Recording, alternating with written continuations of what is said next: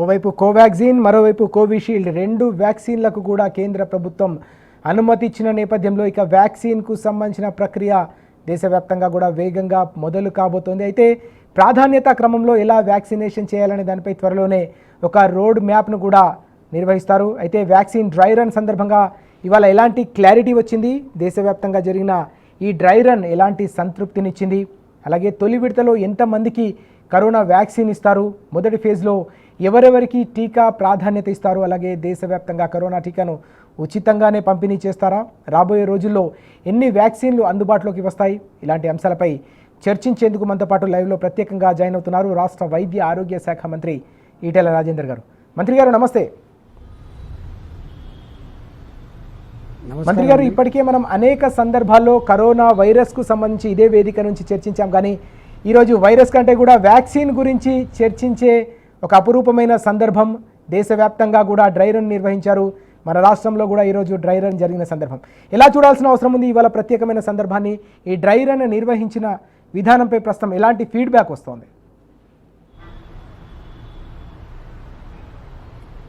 రాజుగారు, యాక్చువల్గా ఇన్ని రోజుల తర్వాత 10 నెలల నిరీక్షణ తర్వాత మన దేశంలో, మరీ ముఖ్యంగా మన రాష్ట్రంలో భారత్ బయోటెక్ తయారు చేసినటువంటి వ్యాక్సిన్ కానీ, పూనాలో సీరం ఇండియా వాళ్ళు తయారు చేసిన వ్యాక్సిన్ కానీ అందుబాటులో వస్తున్నట్టుగా కేంద్ర ప్రభుత్వం ఇండికేట్ చేసిన తర్వాత ఇక్కడ ఇప్పటికే తెలంగాణ రాష్ట్రంలో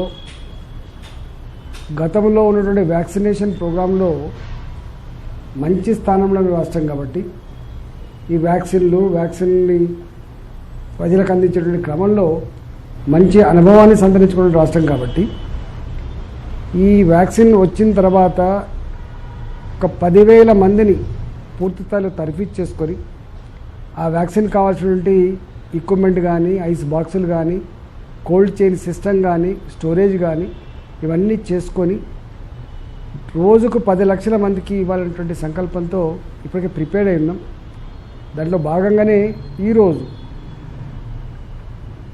ఈ హైదరాబాద్లో 4 హాస్పిటల్, ఒకటేమో ప్రైవేట్ హాస్పిటల్, 3 గవర్నమెంట్ హాస్పిటల్, అదేవిధంగా మహబూబ్ నగర్లో 3 హాస్పిటల్, 2 గవర్నమెంట్, ఒకటేమో ప్రైవేట్లో వీటిలో డ్రై రన్ ట్రయల్ చేసుకున్నాం. ఆ తదుపరి 4 గంటలకి మా సెక్రటరీ గారితో, మా ఇతర అధికారులతో మీటింగ్ పెట్టుకొని ఏమైనా ప్రాక్టికల్ ఇబ్బందులు ఉన్నాయా, అవి ఉంటే ఏ రూపంలో వస్తూ ఉన్నాయి, వాటి ఎట్లా ట్యాకిల్ చేయవచ్చో అవన్నీ కూడా డిస్కస్ చేసినాం. కాబట్టి నాకు తెలిసి అంతకుముందు ఇలా అనేక రకాల వ్యాక్సిన్లో ఇచ్చిన అనుభవం ఇంతకుముందు చెప్పినా కాబట్టి ఈ వ్యాక్సిన్ కూడా ఏ ఇబ్బందులు లేకుండా ఇవ్వడానికి సర్వసన్నద్ధంగా ఉన్నాం. ఇక్కడ టెరిషరీ కేర్ హాస్పిటల్ వరకు అవసరమైతే పిఎస్సీలు కానీ, సిఎస్సీలు కానీ, సెకండరీ కేర్ హాస్పిటల్స్ కానీ, ఇంకా కిందికి పోతే సబ్ సెంటర్ల వరకు కూడా మా దగ్గర ఉన్నటువంటి ఏఎన్ఎంలు, మా దగ్గర ఉన్నటువంటి ఈ మిగతా స్టాఫ్ నర్సులు, డాక్టర్లు అందరూ కూడా ఇన్వాల్వ్ అయ్యి ఈ వ్యాక్సినేషన్ ప్రోగ్రామ్ని పగడ్బందీగా ఇవ్వడానికి ఏర్పాటు చేసుకోవడం జరిగింది.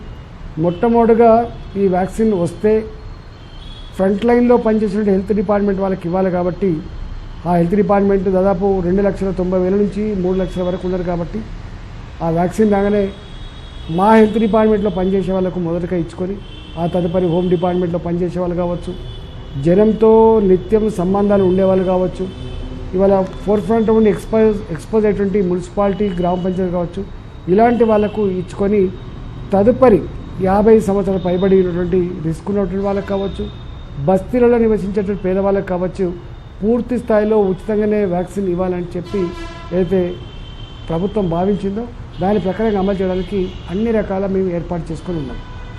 ఎస్ మంత్రి గారు, అన్నిటికంటే ముఖ్యంగా ఇది ఎప్పుడు ప్రక్రియ ప్రారంభం కాబోతుంది, ఎప్పుడు ఈ వ్యాక్సిన్ అనేది ప్రజలకు అందుబాటులోకి రాబోతుంది, మన రాష్ట్రానికి రాబోతుందని అందరూ కూడా ఎంతో ఆసక్తిగా ఎదురు చూస్తున్న సందర్భం. ఎప్పుడు ఈ ప్రక్రియ ప్రారంభమయ్యే అవకాశం ఉంది మంత్రి గారు? ఇవాళ డ్రగ్ కంట్రోల్ ఆఫ్ ఇండియా కానీ, మిగతా సంస్థలు కానీ వీటిని ఆమోదించినాయి కాబట్టి నాకు తెలిసి ఫార్మాలిటీ ప్రకారంగా పర్మిషన్లు అన్నీ కూడా రేపటి వరకు పూర్తి చేసుకొని ఇప్పటికే సీరం ఇన్స్టిట్యూట్లో 5 కోట్ల వ్యాక్సిన్ డోసెస్ రెడీగా ఉన్నాయని వాళ్ళు చెప్తా ఉన్నారు. కాబట్టి మన జనాభా ప్రాతిపదికన మన అవసరం మేరకి ఇక్కడ పంపించేటువంటి ఆస్కారం ఉంది. నాకు తెలిసి ఈ వారం లోపు వస్తాయని చెప్పి ఎక్స్పెక్ట్ చేస్తూ ఉన్నాం. ఎస్ మంత్రి గారు, ఇప్పుడు మరొక లేటెస్ట్ అప్డేట్ అందుతోంది. నిన్న మనం చూసాం కోవిషీల్డ్కు సంబంధించి గ్రీన్ సిగ్నల్ లభిస్తే కొన్ని నిమిషాల ముందే, కేవలం ఒక అరగంట ముందే కోవాక్సిన్కు సంబంధించి మన దేశీయ టీకాకు కూడా కేంద్రం గ్రీన్ సిగ్నల్ ఇచ్చినట్టుగా కనిపిస్తూ ఉంది. ఇప్పుడు ఏ టీకా ప్రస్తుతం ప్రజలకు అందుబాటులోకి వచ్చే అవకాశం ఉంటుంది? రెండు టీకాలు కూడా ఏకకాలంలో ప్రజలకు అందుబాటులోకి వచ్చే అవకాశం ఉంటుందా? ఇవాళ భారత్ బయోటెక్ ఉత్పత్తి చేసినటువంటి మన వ్యాక్సిన్, అదేవిధంగా సీరం ఇన్స్టిట్యూట్ పూనా వాళ్ళు తయారు చేసింది, ఈ రెండు కూడా అందుబాటులోకి వచ్చేటువంటి ఆస్కారం ఉంది. మీకు తెలిసి ఇప్పటికే మనకు ఫైజర్ కంపెనీకి సంబంధించినటువంటి వ్యాక్సిన్ అమెరికాలో అందుబాటులో ఉన్నది.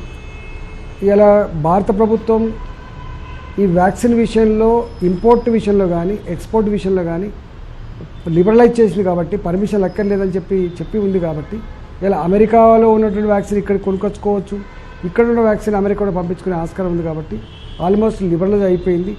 కాబట్టి ఇబ్బందులు ఏమీ లేవని చెప్పి నేను భావిస్తూ ఉన్నాను. ఎస్ మంత్రి గారు, ఇక్కడ ఈ వ్యాక్సిన్ తయారీ అనేది ఒక పెద్ద కసరత్తు అయితే, తయారైన వ్యాక్సిన్ను ఎండ్ యూజర్ వరకు దాన్ని ఇంప్లిమెంట్ చేయడం, ట్రాన్స్పోర్ట్ చేయడం, దాన్ని భద్రపరచడం, ఇవన్నీ కూడా ఒక కీలకమైన ప్రక్రియగా భావిస్తూ ఉన్నారు.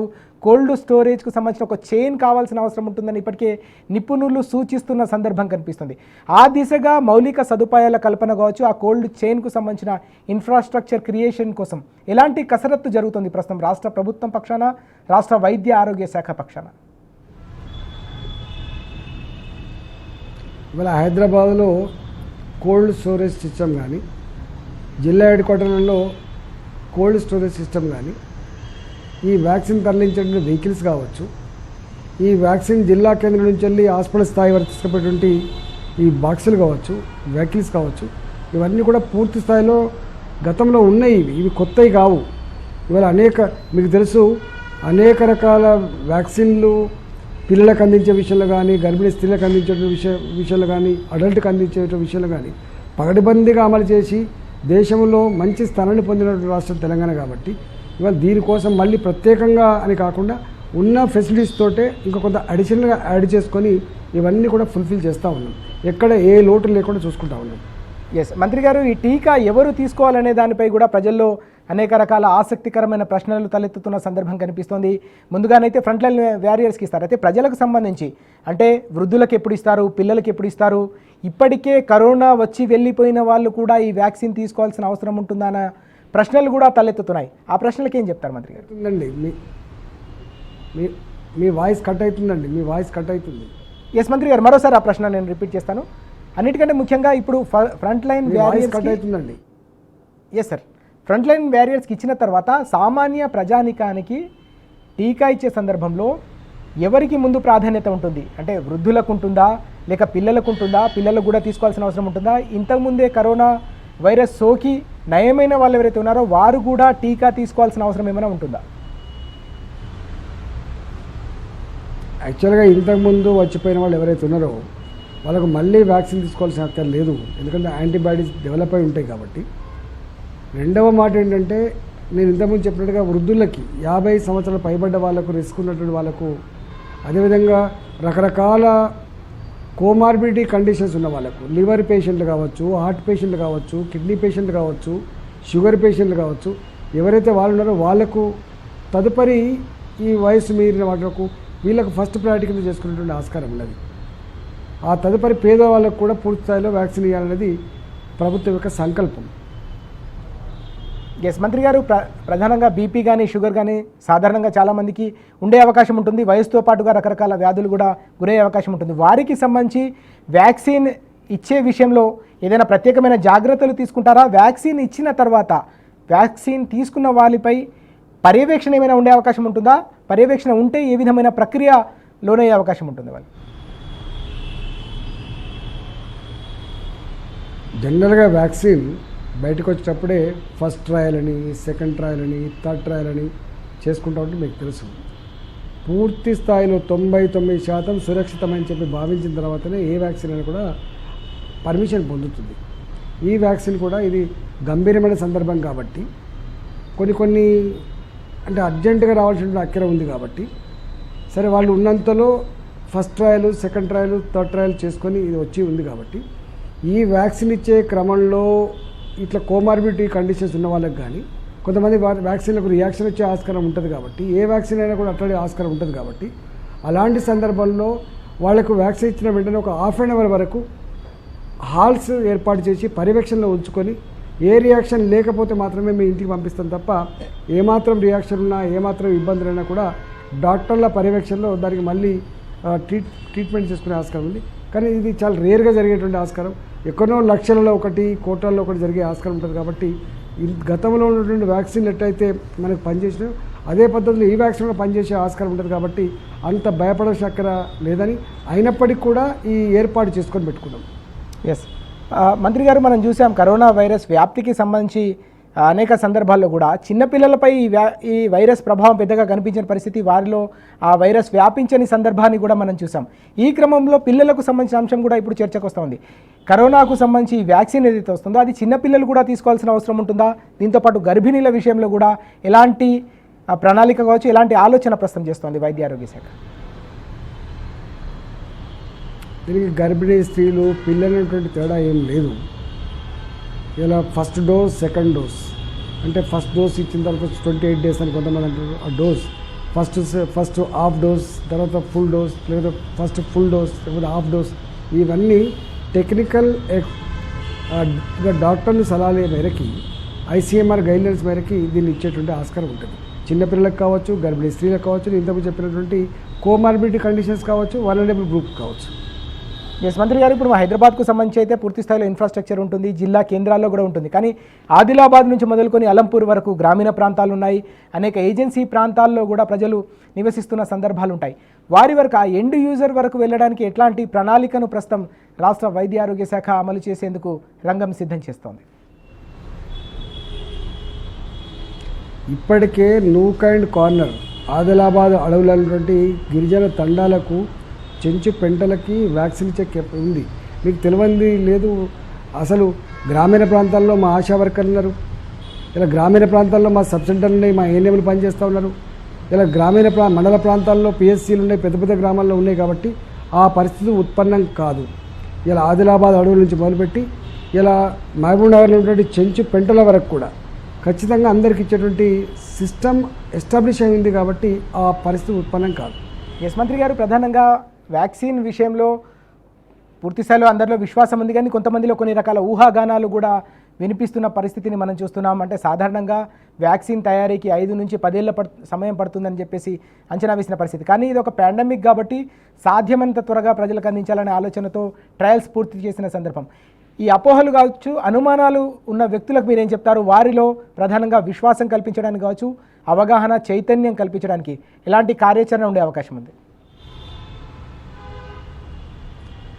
ఇప్పటికే దేశాల ప్రధానమంత్రులు కానీ, ఆరోగ్య మంత్రులు కానీ, VVIPs కానీ వ్యాక్సిన్ ఎట్లా ఇచ్చుకున్నారో మనం చూస్తూ ఉన్నాం టీవీలలో ఇట్లా. కాబట్టి దీనికి గంత భయపడాల్సినటువంటి అక్కర లేనట్టుగా తెలుస్తూ ఉంది. ఇప్పుడున్న పరిస్థితుల్లో ఇది పాండమిక్ సిచ్యువేషన్ మీరే అంటూ ఉన్నారు. కాబట్టి ఇంత గంభీరమైన సందర్భంలో ప్రజలందరూ కూడా ఎప్పుడు వ్యాక్సిన్ వస్తుందని చెప్పి అల్లాడుతున్న సందర్భంలో ఇవాళ ఇంకా తాత్సారం చేయడం మంచిది కాదు. కాబట్టి ఉన్నంతలో మంచి వ్యాక్సిన్ని ఇలా 75%, 80% ఇది ఎఫెక్ట్గా పనిచేస్తుందని చెప్పి చెప్తా ఉన్నారు. తప్పకుండా ఇవాళ ఈ వ్యాక్సిన్ రకరకాల సైంటిస్టులు రకరకాలు చెప్తా ఉన్నారు. ఏది ఏమైనప్పటికీ కూడా ఇప్పుడున్న పరిస్థితుల్లో వ్యాక్సిన్ ఇవ్వడం అనేది చాలా ఇంపార్టెంట్. కాబట్టి ఇలా ఆ ప్రక్రియ కొనసాగుతుంది.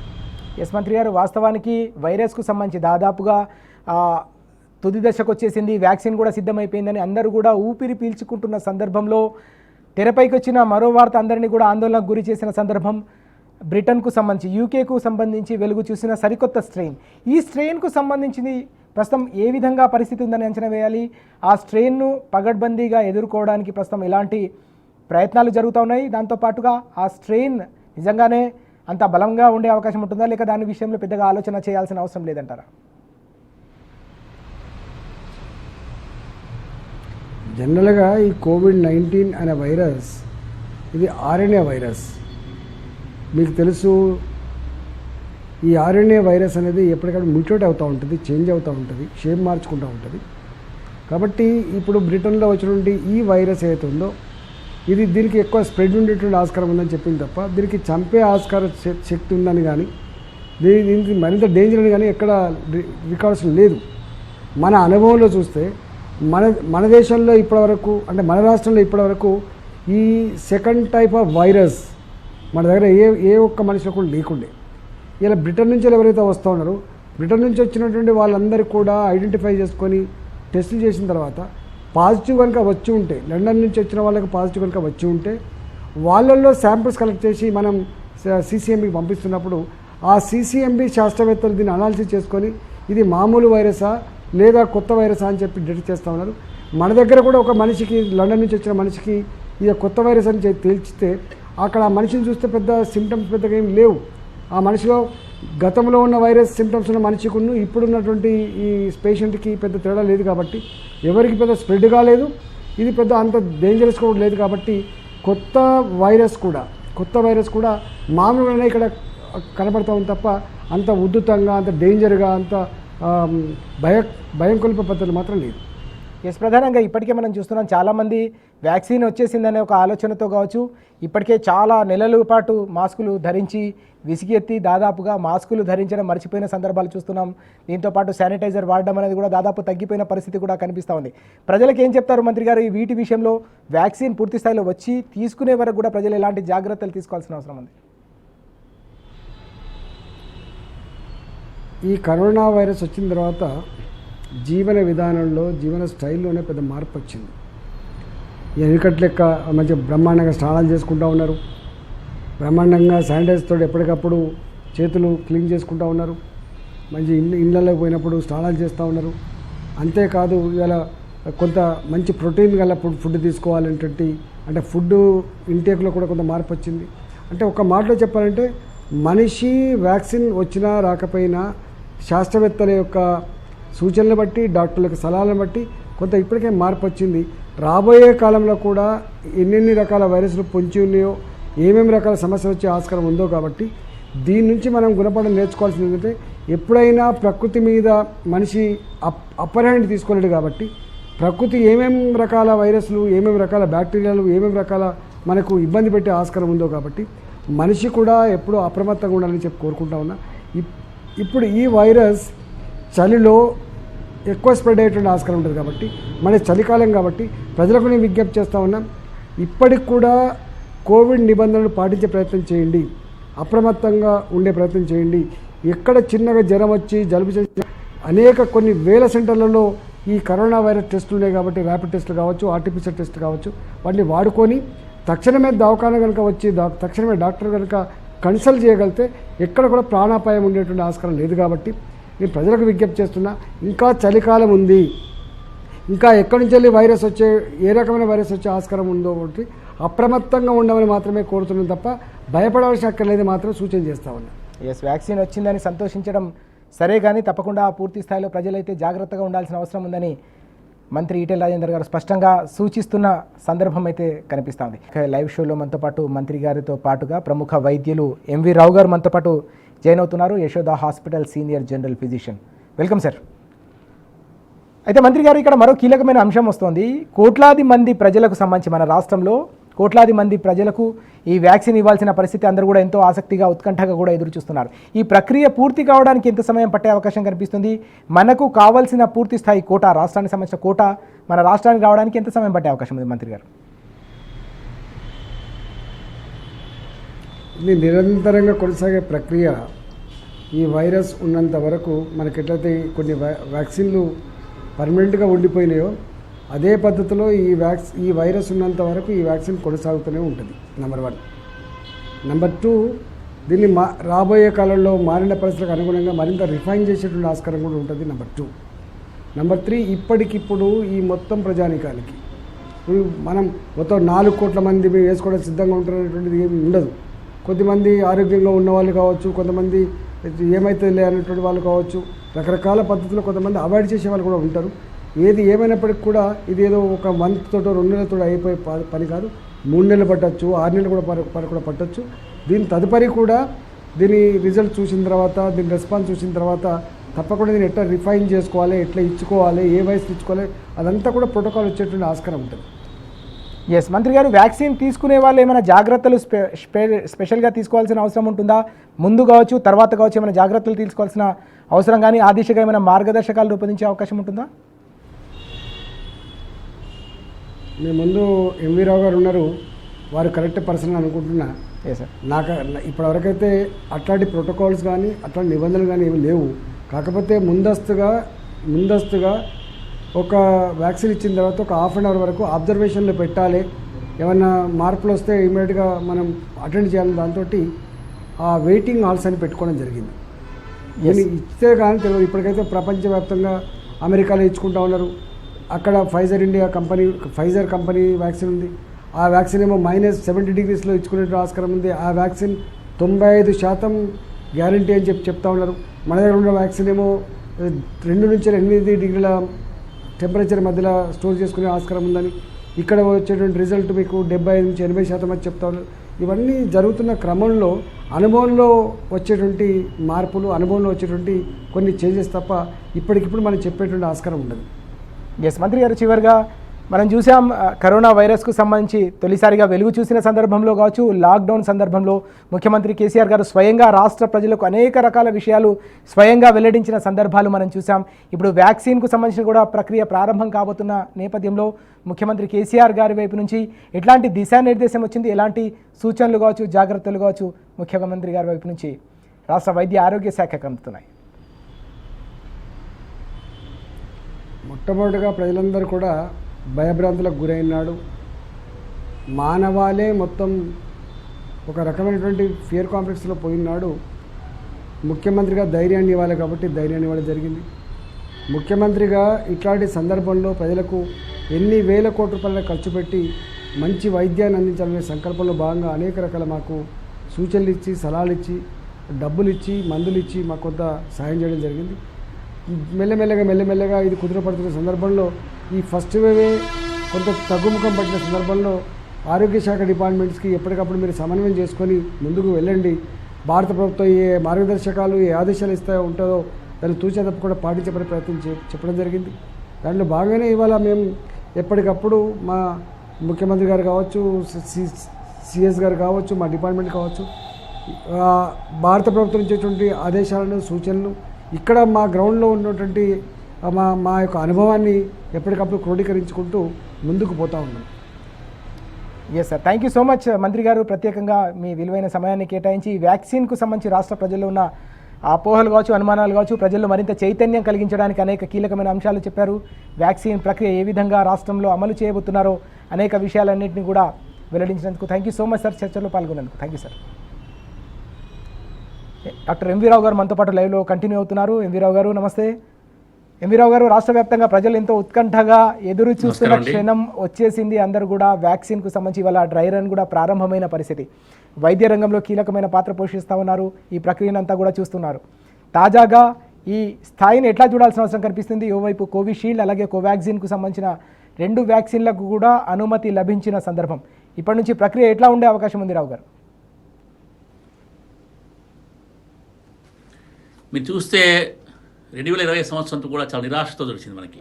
ప్రారంభంలో కొత్త వైరస్ రావటం, డిసెంబర్ మాసంలో కొత్త స్ట్రెయిన్ రావటం, అదేవిధంగా 2021లో మనకి చాలా శుభకరమైన పరిణామం జరిగింది. చాలా శుభకరమైన వార్తలు వచ్చాయి. నిన్న కోవిషీల్డ్కి, ఈరోజు కోవాక్సిన్కి భారత ప్రభుత్వం అనుమతి తెలపడం అనేది చాలా సంతోషదాయకమైంది. ఎందుకంటే ఇప్పటివరకు అనేక రకాల మందులు మనం ప్రయోగించినా కానీ ఇంతవరకు ఏ మందు కూడా ఈ వైరస్కు పనిచేయట్లని తెలిసింది.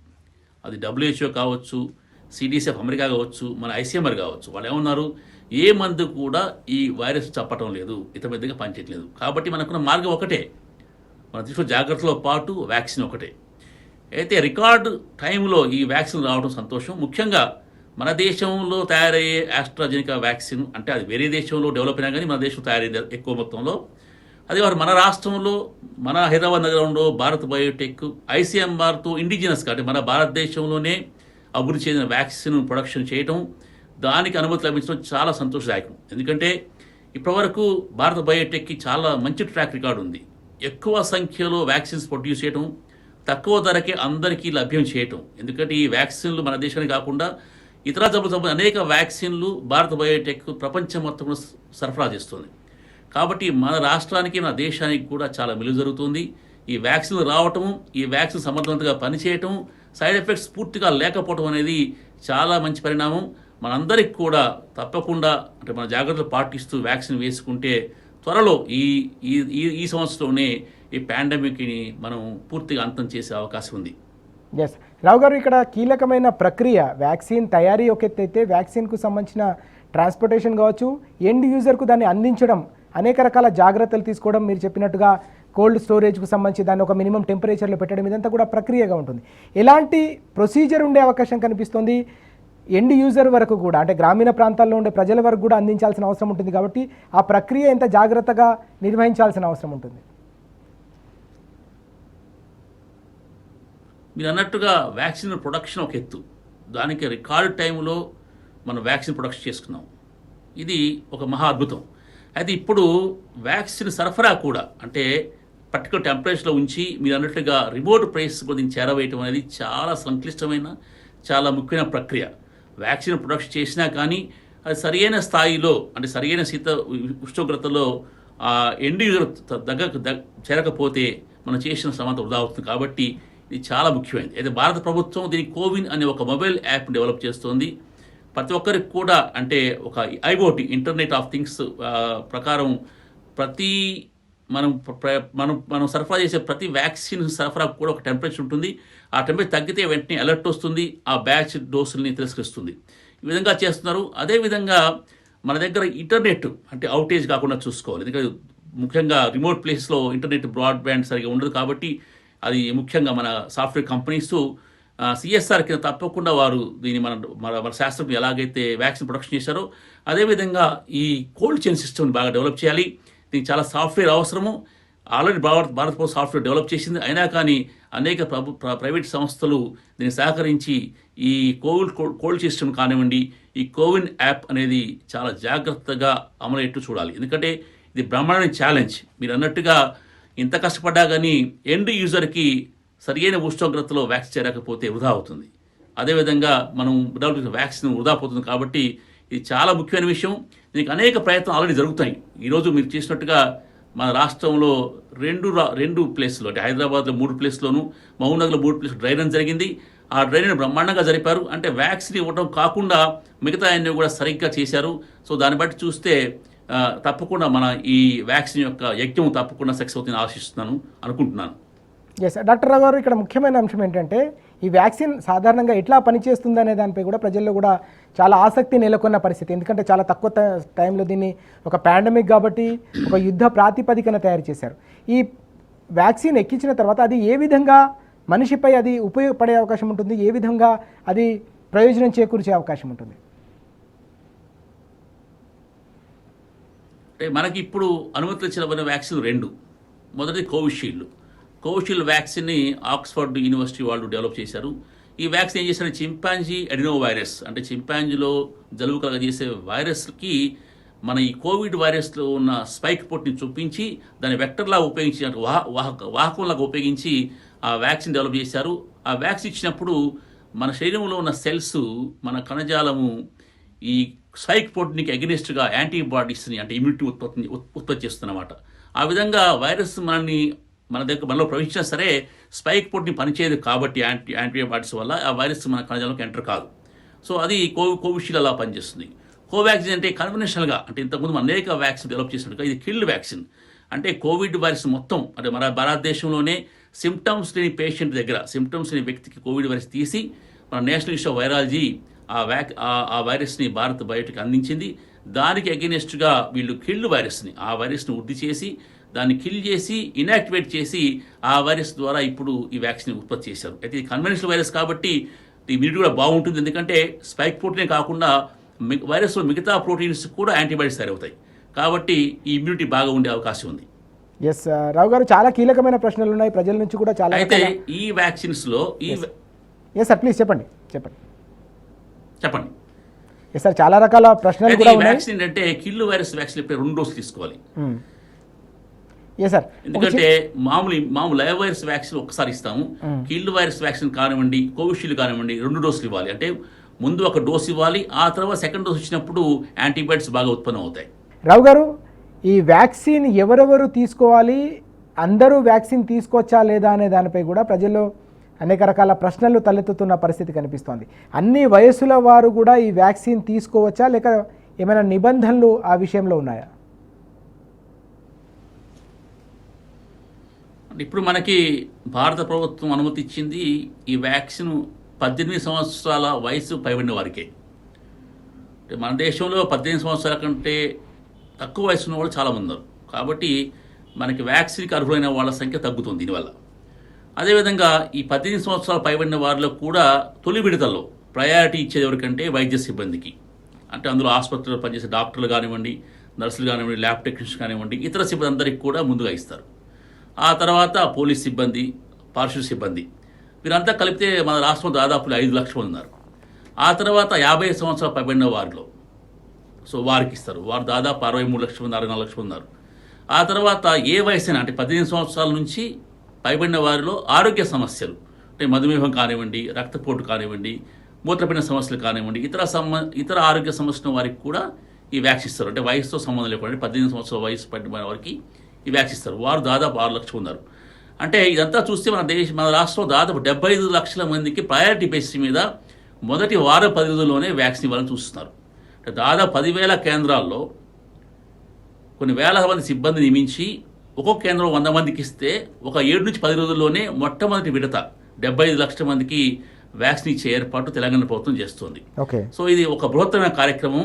దీని తర్వాత మిగతా వారికి అంటే వ్యాక్సిన్ యొక్క అవైలబిలిటీని బట్టి మిగతా వారికి వ్యాక్సిన్ ఇస్తారు. అంటే వివిధ వ్యాధిగ్రస్తులు ఎవరైతే ఉంటారో, కోమార్బిడ్ కండిషన్స్ కావచ్చు, షుగర్, బీపీ ఉండేవాళ్ళు కూడా ఈ వ్యాక్సిన్ తీసుకునే అవకాశం ఉంటుందా? వారు ఒకవేళ వ్యాక్సిన్ తీసుకుంటే వాళ్ళ విషయంలో ఎట్లాంటి జాగ్రత్తలు తీసుకునే అవకాశం ఉంటుంది? వాళ్ళకి తప్పకుండా ఈ వ్యాక్సిన్ ఇవ్వాలి. వాళ్ళకి ఈ కోవిడ్ రావడం ఎక్కువ జరుగుతుంది. వచ్చినప్పుడు వారి కాంప్లికేషన్ ఎక్కువ ఉంటాయి. కాబట్టి డయాబెటీస్ అంటే షుగర్ ఉన్నవాళ్ళు, బీపీ ఉన్నవాళ్ళు, గుండె సమస్య ఉన్నవాళ్ళు, మూత్రపిండ సమస్య ఉన్నవాళ్ళు, క్యాన్సర్ ట్రీట్మెంట్ తీసుకునేవాళ్ళు, వీరందరికీ కూడా తప్పకుండా వ్యాక్సిన్ ప్రయారిటీ బేస్లు ఇవ్వాలి. అటువంటి వారు మన రాష్ట్రం దాదాపు 5 నుంచి 6 లక్షలు ఉందని అంచనా. సో వారికి తప్పకుండా వ్యాక్సిన్ ఇవ్వాలి. వారికి వ్యాక్సిన్ ఇవ్వడం ఉపయోగం జరుగుతుంది కాబట్టి ఉపయోగం జరుగుతుంది, మేలు జరుగుతుంది. సైడ్ ఎఫెక్ట్స్ ఏమి ఉండవు. ఇతర పేషెంట్స్తో పోలిస్తే వారికి సమస్యలు ఏమి రావు. కాబట్టి వారికి తప్పకుండా వ్యాక్సిన్ ఇవ్వాల్సిందే.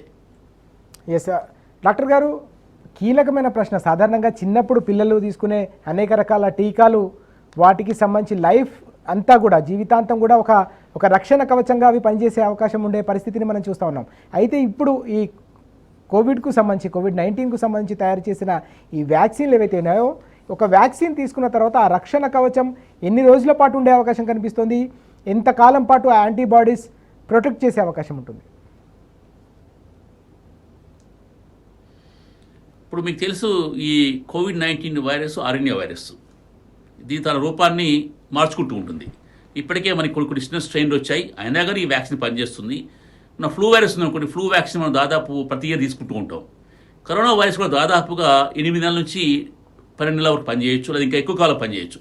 మనకి ఇంకా పోస్ట్ మార్కెటింగ్ సర్వేలెన్సు అంటే phase 3, phase 4 ట్రయల్స్ అంటే మనకి తర్వాత ఈ వ్యాక్సిన్ మనం జనాల్లో కొన్ని లక్షల మంది వాడిన తర్వాత ఆ ట్రయల్స్ కూడా, దానికి కూడా ఒక ట్రయల్ అంటాం phase 4 అని. అప్పుడు మనకి ఒక ఖచ్చితమైన సమాచారం వస్తుంది, ఎన్నాళ్ళు పనిచేస్తుంది, యాంటీబాడీస్ ఎన్నాళ్ళు ఉంటాయి. యాంటీబాడీస్ కాకుండా మెమరీ సెల్స్ మీద కూడా దీని ప్రభావం ఎంత ఉంటుంది ఇది పూర్తిగా ఇంకా తెలియదు. ముందు మనకు తెలుస్తుంది. ఎందుకంటే వ్యాక్సిన్ డెవలప్ చేసిందే ఈ మధ్య, ఇంకా మనం ఇప్పుడే మొదలు పెడుతున్నాం. కాబట్టి ప్రపంచంలో కొన్ని నెలల తర్వాత, కొన్ని సంవత్సరాల తర్వాత ఇది ఎంతకాలం పనిచేస్తుందో తెలుస్తుంది. ప్రస్తుతానికి ఇది దాదాపు 1 సంవత్సరం పనిచేయవచ్చు అని అనుకుంటున్నారు. ఎందుకంటే స్ట్రెయిన్ పూర్తిగా మారినప్పుడు ఫ్లూ వైరస్ లాగా మళ్ళీ ఈ వ్యాక్సిన్ తీసుకునే అవసరం మనకు రావచ్చు.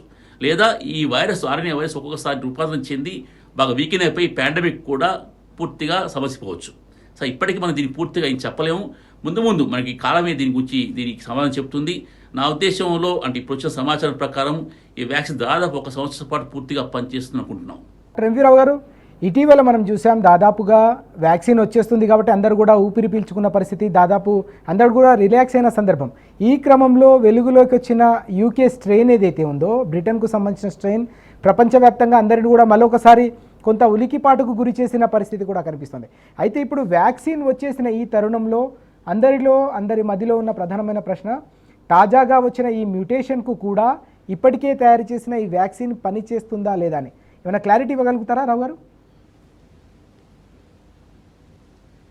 తప్పకుండా. ఎందుకంటే ఇప్పుడు బ్రిటన్లో వచ్చిన స్ట్రెయిన్ అంటే బ్రిటన్లో ఏం చేస్తారంటే ప్రతిరోజు దాదాపుగా జెనెటిక్ సీక్వెన్స్ చేస్తుంటారు. సో దానివల్ల స్ట్రెయిన్ మాకు తెలుస్తుంది. ప్రపంచం అనేక దేశాల్లో కూడా స్ట్రెయిన్ మారి ఉండొచ్చు. ఉదాహరణ సౌత్ ఆఫ్రికా కూడా స్ట్రెయిన్ మారింది. అయితే ఈ మార్పులు స్వల్పంగా ఉన్నాయి. ఉదాహరణ బ్రిటన్లో వచ్చిన స్ట్రెయిన్లో ఆ స్పైక్ ప్రోటీన్లో దాదాపు 8 ఎమినో యాసిడ్స్లో మార్పు వచ్చింది. అది పెద్ద మార్పేం కాదు. అయితే దానివల్ల పెద్ద వచ్చిన ముప్పేం లేదు. ఎందుకంటే ఇప్పుడు అల్భయమైన అన్ని వ్యాక్సిన్లు దానికి ఎగెనిస్ట్గా పనిచేస్తాయి. కాకపోతే ఈ కొత్త స్ట్రెయిన్ చాలా త్వరగా వ్యాప్తి చెందుతుంది కాబట్టి ప్రజలు ఇంకా జాగ్రత్తగా ఉండాలి. అంటే ఇది వచ్చిన వారి కాంప్లికేషన్ ఎక్కువ లేవు, కానీ కాకపోతే ఇది ఒకరి నుంచి ఒకరు చాలా తొందరగా వ్యాప్తి చెందుతుంది. అంటే 100 మందికి వచ్చే వ్యాక్సిన్ 150 మంది, 100 మందికి వచ్చే జబ్బు 150 మందికి వస్తుంది. అంటే ఇది చాలా వేగంగా వ్యాప్తి చెందుతుంది. కాబట్టి ఈ మళ్ళీ పాండమిక్ ఎక్కువ అవకాశం ఉంది. కాబట్టి జనాలు పబ్లిక్ చాలా జాగ్రత్తగా ఉండాలి. అంటే మాస్కు, చేతులు పరిశుభ్రంగా ఉంచుకోవటము, సామాజిక దూరం పాటించడం చేయాలి. ఇప్పటికే మనం చూస్తున్నాం సమాజం చాలామంది కూడా చాలా రిలాక్స్ అయిపోయారు.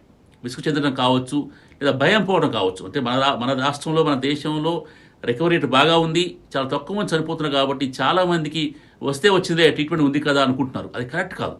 సమాజం మీద ఈ పాండమిక్ ఎఫెక్ట్ తగ్గాలంటే, మనం అందరం ఆరోగ్యంగా ఉండాలంటే, మన ఆర్థిక వ్యవస్థ బాగుపడాలంటే ప్రజలు ప్రతి ఒక్కరు కూడా చాలా బాధ్యతగా ఉండి రెస్పాన్సిబిలిటీ తీసుకొని ఈ వ్యాక్సిన్ వేసుకున్నా సరే అందరూ మాస్క్ ధరించడము, సామాజిక దూరం పాటించడము, చేతులు పరిశుభ్రంగా ఉంచుకోవడం తప్పనిసరిగా చేయాలి.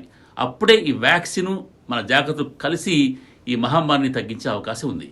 ఎస్ డాక్టర్ గారు, వ్యాక్సిన్ ఒకసారి తీసుకుంటే సరిపోతుందా, లేక దానికి 2వ డోస్ 3వ డోస్ ఇలా ఒక క్రమ పద్ధతిలో కొంత గ్యాప్ ఇచ్చి కొంత డ్యూరేషన్ తర్వాత మళ్ళీ ఆ ప్రక్రియను కొనసాగించాల్సిన అవసరం ఉంటుందా, లేక ఒకేసారి తీసుకోవడంతో పూర్తిగా ఒక రక్షణ కవచం ఏర్పడే అవకాశం ఉంటుందా? దీనికి ఇప్పుడు వచ్చిన వ్యాక్సిన్ 2 కూడా, అంటే మన దేశంలో అనుమతి లభించిన 2 వ్యాక్సిన్ కూడా 2 డోసులు వేసుకోవాలి. దాదాపు 4 వారాల వ్యవధిలో ఈ 2 వ్యాక్సిన్లు వేసుకోవాలి. ఆక్స్ఫర్డ్ వ్యాక్సిన్కి 4 నుంచి 12 వారాలు. ఒక పరిశోధన ఏం తెలిసిందంటే 3 months తర్వాత సెకండ్ డోస్ తీసుకుంటే ఇది ఇంకా బాగా పనిచేస్తూ తెలుస్తుంది. ప్రస్తుతం అయితే దాదాపు 3 నుంచి 4 వారాలు గ్యాప్ పెడుతున్నారు. కాబట్టి మీరు ఆక్స్ఫర్డ్ వ్యాక్సిన్ వేసుకుంటే అదే వ్యాక్సిన్ మళ్ళీ 3-4 weeks తర్వాత బూస్టర్ డోస్ వేసుకోవాలి. దానికి అంటే ఇప్పుడు వచ్చిన కోవిన్ యాప్ ద్వారా మీకు SMS వస్తుంది. దాని ప్రకారం మళ్ళీ ఆ వ్యాక్సిన్ వేయించుకోవాలి. అదే భారత్ బయోటెక్ వ్యాక్సిన్ కూడా 2 డోసులు వేయించుకోవాలి. ఎందుకంటే ఈ వ్యాక్సిన్ కిల్డ్ వ్యాక్సిన్ సాధారణంగా బూస్టర్ డోస్ అంటే 2వ డోస్ తప్పనిసరిగా వేసుకున్నప్పుడే ఇది సమర్థవంతంగా పనిచేస్తుంది. అంటే పూర్తి ఇమ్యూనిటీ, అంటే పూర్తిగా యాంటీబాడీస్ డెవలప్ కావాలంటే సెకండ్ డోస్ తప్పనిసరి. సెకండ్ డోస్ వేసుకున్న తర్వాత కూడా దాదాపు 2 వారాల తర్వాతనే పూర్తి స్థాయిలో అంటే కోవిడ్ రాకుండా ఉండడానికి కావాల్సిన యాంటీబాడీస్ తయారవుతాయి. కాబట్టి వ్యాక్సిన్ వేసుకోగానే మనకి వ్యాక్సిన్ వేసుకున్నాను జబ్బు తగ్గిపోతుంది లేదా జబ్బు రాదు అనుకోవద్దు. వ్యాక్సిన్ 2 డోసులు వేసుకున్న తర్వాత 2 వారాల తర్వాతనే మీకు పూర్తి రక్షణ లభిస్తుంది. అంటే దాదాపు 6 వారాలు మొదటి డోసు వేసుకున్న తర్వాత 4 వారాలకు 2వ డోసు, 2వ డోసు తర్వాత ఇంకా 2 వారాలు కానీ మీకు పూర్తి రక్షణ లభించదు. కాబట్టి అప్పటిదాకా ప్రజలు చాలా జాగ్రత్తగా అంటే మాస్క్ ధరించడము, పరిశుభ్రత పాటించడము, సామాజిక దూరం పాటించడము, అదేవిధంగా క్రౌడెడ్ ప్లేస్ అవాయిడ్ చేయడం చేస్తూ ఉండాలి. ఎస్ డాక్టర్ గారు, ఇప్పటికే చాలామందికి కరోనా వచ్చి వెళ్ళిపోయింది, నయమైంది. చాలామంది కరోనాను జయించిన వ్యారియర్స్ను కూడా మనం పెద్ద సంఖ్యలో సమాజంలో చూస్తూ ఉన్నాం.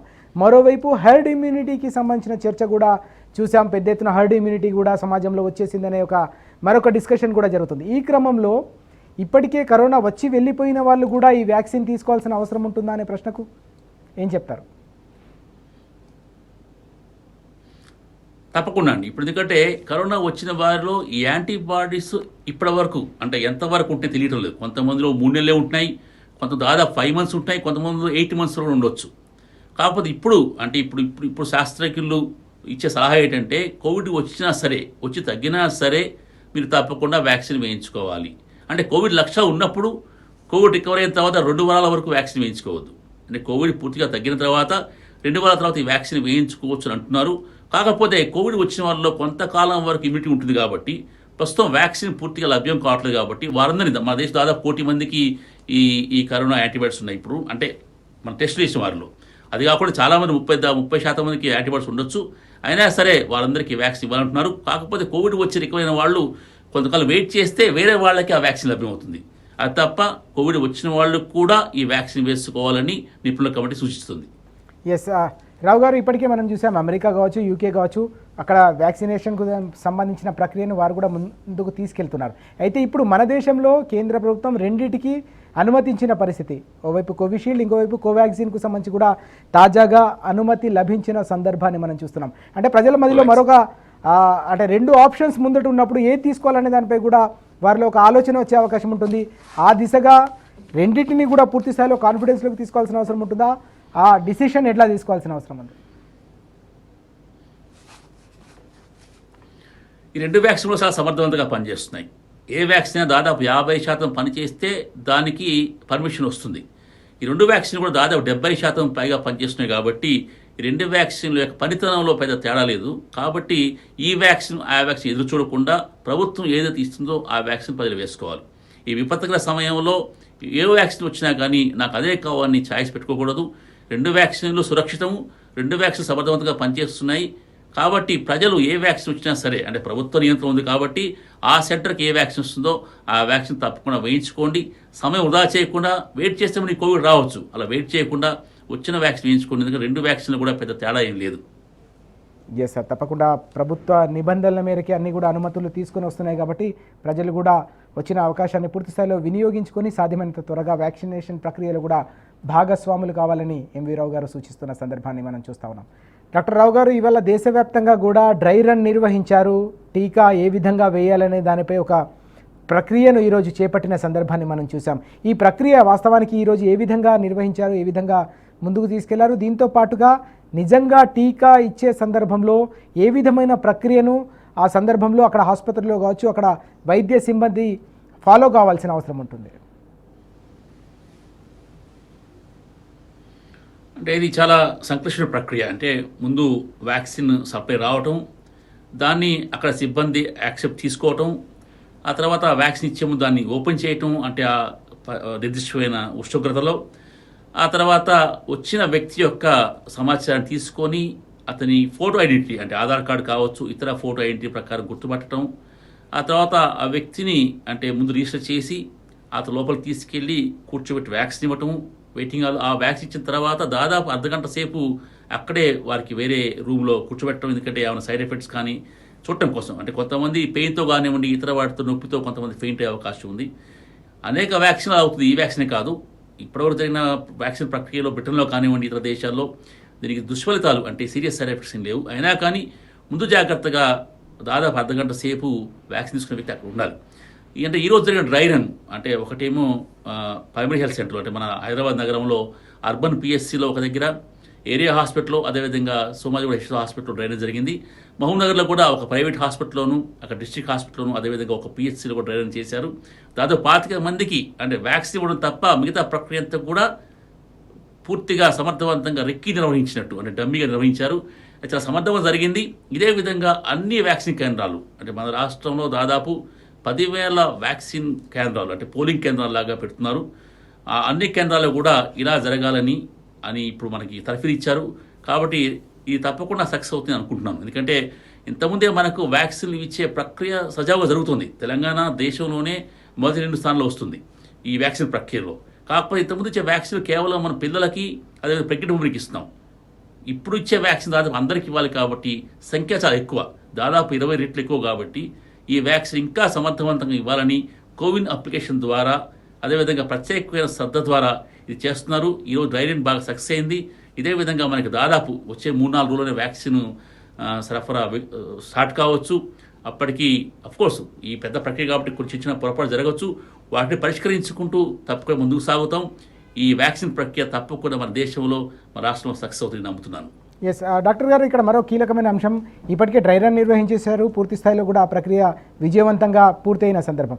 అయితే ఇప్పుడు భారీ స్థాయిలో ప్రొడక్షన్ చేయాల్సిన అవసరం కనిపిస్తుంది నిజమైన వ్యాక్సిన్లన్నీ కూడా ప్రజలకు అందుబాటులోకి తీసుకురావడానికి. ముందైతే ఫ్రంట్ లైన్ వ్యారియర్స్కి ఇవ్వడానికి కసరత్తు జరుగుతుంది. అయితే కామన్ మ్యాన్కి, అంటే సాధారణ ప్రజానికానికి ఇది ఎంతకాలంలో అందుబాటులోకి వచ్చే అవకాశం ఉంది? మీ అంచనా ఏంటి? కామన్ పబ్లిక్కి ఇది ఎప్పటి నుంచి అందుబాటులోకి వచ్చే అవకాశం ఉంటుంది? అదృష్ట కొద్దీ మన దేశంలో ఈ వ్యాక్సిన్ ఉత్పత్తి కేంద్రాలు చాలా అతి పెద్ద మొత్తంలో వ్యాక్సిన్ ఉత్పత్తి చేస్తాయి. సీరం ఇన్స్టిట్యూట్ ఆఫ్ ఇండియా ప్రపంచంలోని అతిపెద్ద సంఖ్యలో వ్యాక్సిన్లు సరఫరా చేసే సంస్థ. అదేవిధంగా మన భారత బయోటెక్స్, మన హైదరాబాద్లో ఉన్న భారత్ బయోటెక్ కంపెనీ కూడా అతిపెద్ద మొత్తంలో ప్రపంచం అనేక దేశాలకి ఈ వ్యాక్సిన్ని ఉత్పత్తి చేసి సరఫరా చేస్తుంది ఇతర జబ్బులకి. ఇప్పుడు కోవాక్సిన్ కూడా మన రాష్ట్రంలో వారు కొత్తగా యూనిట్లు నెలకొల్పి భారీ సంఖ్యలో ఈ వ్యాక్సిన్ ప్రొడక్షన్ చేస్తున్నారు. కాబట్టి ఇండిజినస్ డెవలప్ని ఈ వ్యాక్సిన్ మనకు చాలా ఉపయోగపడే అవకాశం ఉంది. దాదాపుగా భారత ప్రభుత్వ అంచనాల ప్రకారం దాదాపు 6 నుంచి 8 నెలల్లో అందరికీ ఈ వ్యాక్సిన్ అందే అవకాశం చెప్తున్నారు. ఎందుకంటే టెక్నాలజీ బాగా అభివృద్ధి చెందింది, అనేక రకాలైన ఈ ఆర్థిక సహాయం ఈ కంపెనీకి లభిస్తుంది. తప్పకుండా దీంట్లో అంటే ఎక్కువ సంఖ్యలో వ్యాక్సిన్లు ప్రొడక్ట్ చేసి మన ప్రజలందరికీ కూడా ఈ కంపెనీలు అందజేసి ఆశిస్తున్నాం. అది కాకుండా రెడ్డి ల్యాబొరేటరీస్ వాళ్ళు స్పుత్నిక్ వ్యాక్సిన్ని ఇంపోర్ట్ చేసే అవకాశం ఉంది. జై కోవిడ్ వ్యాక్సిన్ కూడా 3వ దశలో ఉంది. అదేవిధంగా ఇతర వ్యాక్సిన్ కూడా ఫైజర్ వ్యాక్సిన్ కానివ్వండి, ఇతర వ్యాక్సిన్ మన దేశంలోకి వచ్చే అవకాశం లేకపోలేదు. కాబట్టి ఈ సంవత్సరం దాదాపు మనకి 6 నుంచి 7 కంపెనీల వ్యాక్సిన్లు లభ్యమయ్యే అవకాశం ఉంది. ఈ విధంగా చూస్తే మన భారత ప్రజలందరికీ కూడా త్వరలో దాదాపు సంవత్సరం లోపే అందరికీ ఈ వ్యాక్సిన్ లభ్యమవుతుందని ఆశిస్తున్నాను. Yes sir. రావు గారు, అన్నిటికంటే ముఖ్యమైన మరో అంశం, ఇప్పటికే మనం చూస్తున్నాం అనేక రకాల మ్యూటేషన్లకు సంబంధించి ఇప్పుడు మనం చర్చించుకున్నాం. అన్ని మ్యూటేషన్లకు కూడా ఇది పనిచేసే అవకాశం ఉందని మీరు స్పష్టంగా చెప్పారు. అయితే జాతులకు సంబంధించి అంటే భారతీయులకు సంబంధించిన జాతి ఒకటి, ఆఫ్రికన్స్ ఒకటి, అమెరికన్స్, ఇలా రకరకాల జాతులు ఉంటాయి, సెక్స్ ఉంటాయి కదా, అందరికీ కూడా ఇవి అంతే సమర్థంగా పనిచేసే అవకాశం ఉంటుందా ఈ వ్యాక్సిన్లన్నీ కూడా? అయితే ఏ మందైనా సరే మన దేశంలో మన ప్రజల మీద ప్రయోగం చేస్తారు. అదేవిధంగా ఆస్ట్రాజెనికా వ్యాక్సిన్ కొన్ని వేల మందిలో భారతీయుల మీద ప్రయోగించారు. అదేవిధంగా మన భారత బయోటెక్ వ్యాక్సిన్ కూడా దాదాపు 26,000 మందికి, అంటే కొంత తక్కువ సంఖ్య అయింది, వారికి కూడా ప్రయోగించి చూశారు. ఫలితాలు బాగా ఉన్నాయని మనకి ప్రభుత్వం చెప్తుంది. దీన్ని బట్టి చూస్తే ఏ మందైనా సరే వ్యాక్సిన్ కానివ్వండి, మెడిసిన్ కానివ్వండి, భారత సంతతిలో కూడా అంటే భారతీయుల్లో కూడా ప్రయోగించి చూడాలి. అలా చూశారు, ప్రయోగాలు బాగున్నాయి, అది రిజల్ట్స్ బాగున్నాయి. కాబట్టి ఈ వ్యాక్సిన్లు మనకి పనిచేస్తాను అనుకుంటున్నాను. అదేవిధంగా అంటే ఇప్పుడు కొంతమందిలో కొన్ని వ్యాక్సిన్లు పనిచేయకపోవచ్చు, కాబట్టి మన దేశంలో కోవిడ్ యొక్క రికవరీ రేట్ ఎక్కువ ఉంది, ఇన్నెట్ ఇమ్యూనిటీ ఎక్కువ ఉంది అనుకుంటున్నాము. వ్యాక్సిన్ కూడా మన దేశంలో ఇంకా బాగా పనిచేస్తే ఆశిద్దాం. ఎస్, చివరిగా ముగించే ముందు ఎంవి రావు గారు, ఇప్పటికే మనం చూసాం ప్రజల్లో ఈ కోవిడ్ వైరస్ వచ్చిన సందర్భంలో మనం అనేక సందర్భాల్లో మీతో కలిసి కూడా చర్చించాం. ప్రజల్లో అవగాహన పెంచడానికి పెద్ద ఎత్తున చేసిన ప్రయత్నం కూడా ఫలించిన సందర్భాన్ని మనం చూసాం. ప్రజల్లో పెద్ద ఎత్తున అవగాహన వచ్చింది. అయితే టీకా విషయంలో కూడా ప్రజల్లో కొన్ని అపోహలు కావచ్చు, అనుమానాలు ఉండే అవకాశం కనిపిస్తుంది. కాబట్టి వారిలో చైతన్యం నింపడానికి కావచ్చు, వారిలో అవగాహన పూర్తి స్థాయిలో పెంచడానికి ఎలాంటి సూచనలు చేస్తారు? ముందు వ్యాక్సిన్ అనేది సురక్షితమైనది, ప్రమాదం కాదు, దీనికి భయపడొద్దు. వ్యాక్సిన్ రావడం అదృష్టం, దాన్ని మనం ఒక అవకాశంగా తీసుకుని అందరూ వ్యాక్సిన్ చేయించుకోవాలి. వ్యాక్సిన్ లభ్యం కావడం మనకు వరం, కాబట్టి వ్యాక్సిన్ ప్రభుత్వం ఉచితంగా ఇస్తుంది. ఇందాకనే మన భారత ఆరోగ్య మంత్రి గారు ఏం చెప్పారంటే వ్యాక్సిన్ అందరికీ ఉచితంగా ఇస్తాం. ఏ దేశంలో కూడా ఇంత చౌకగా ఇంత ఫ్రీగా మనకి వ్యాక్సిన్ లభ్యం కావట్లేదు. కాబట్టి ప్రజలు ఈ అవకాశాన్ని తీసుకొని అందరూ వ్యాక్సిన్ ఇచ్చుకోవాలి. ఏ అపోహలు పోవద్దు.